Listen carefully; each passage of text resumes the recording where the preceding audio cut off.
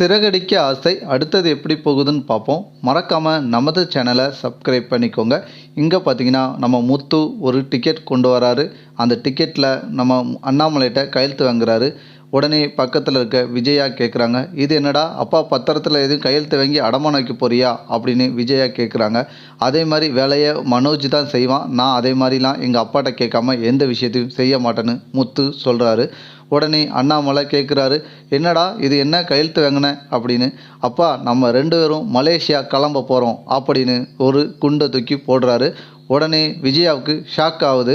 என்ன நீ மலேசியா போகிறன்ற, அதுவும் அப்பாவை கூப்பிட்டு போகிறேன்னு சொல்கிற? ஆமாம், இப்போ மலேசியாக்காரங்க வந்திருந்தாங்க இல்லையா, அவங்க என் கூடயே வாங்க, நீங்கள் டிக்கெட் போடுங்க, உங்களுடைய அண்ணி அப்பா அங்கே தானே இருக்கிறாங்க, அவங்களையும் நீங்கள் பார்க்கவே இல்லைன்னு இது வரைக்கும் சொல்கிறீங்க, நீங்கள் எங்கள் கூட வந்தீங்கன்னா எங்கள் வீட்டில் தங்கிட்டு நீங்களும் நான் அவங்கள பார்த்துடலாம் இல்லையா அப்படின்னு அவங்க சொன்னாங்க. அதனால தான் நான் டிக்கெட் போட்டுட்டேன், அப்பாவுக்கும் எனக்கும் நாங்கள் ஃபஸ்ட்டு போய் பார்க்க போகிறோம் அப்படின்னு முத்து விஜயாட்ட சொல்கிறாங்க. உடனே விஜயா கேட்குறாங்க, எனக்கும் சேர்த்து டிக்கெட் போட்டுக்கலாம்லாடா, நானும் மலேசியாவுக்கு வந்துடுவோம்ல அப்படின்னு விஜயா சொல்கிறாங்க. உடனே இந்த விஷயத்தை கேட்ட ரோகிணிக்கு ஷாக் ஆகுறாங்க. என்ன திடீர்னு நீங்கள் மலேசியா கிளம்புறீங்க? திடீர்னு தானே எல்லா விஷயமும் நடக்கும், நாங்கள் திடீர்னு கிளம்பணும்னு நினைக்கவே இல்லை. இந்த மலேசியாக்காரங்க சொன்னோன்னே எங்களுக்கும் ஒரு வாய்ப்பு கிடைக்கி, அதை ஏன் நழுவ விடுவானே அப்படின்னு முத்தும் கிளம்புறதுக்கு டிக்கெட் போட்டு அவங்க கூப்பிட்டு போகும்போது அதே ஒரு மகிழ்ச்சியாக இருக்குது. அவங்க வீட்டில் இவ்வளோ வசதி செஞ்சு தராங்க, நம்ம எதுக்கு மறுக்கணும் அப்படின்னு நம்ம முத்து சொல்கிறாரு. உடனே அண்ணாமலை, சரிம்மா உங்கள் அப்பாவை நான் பார்த்ததே இல்லை, சந்தித்ததும் இல்லை, நீனும் பார்த்தனா சொல்லிக்கிட்டே தான் இருக்க, எங்களை யாரையும் கூப்பிட்டு போகிறது மாதிரி தெரியல அப்படின்னு அண்ணாமலை சொல்கிறாரு.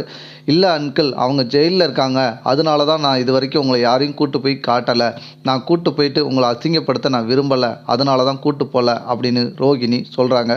உடனே விஜயா, ஆமாம் அவள் சொல்கிறது சரி தானே, ஜெயிலில் போய் யாரையும் போய் சந்தித்தா அது நல்லாவா இருக்கும் அப்படின்னு நம்ம விஜயா சொல்கிறாங்க. அவங்கள சந்திக்காமல் எவ்வளோ நாள் தான் நம்மளும் இப்படி இருக்க அப்படின்னு அண்ணாமலை சொல்கிறாரு.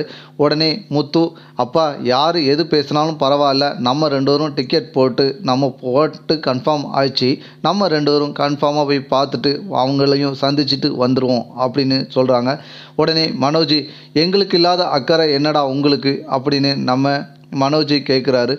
உடனே எங்கள் மாமாவை நானே இது வரைக்கும் சந்தித்ததில்லை, ரோகிணி ஃபோனில் தான் பேசிக்கிட்டு இருக்கா, நான் ஃபோனில் தான் பேசியிருக்கேன் இது வரைக்கும் அப்படின்னு நம்ம மனோஜும் சொல்கிறாரு.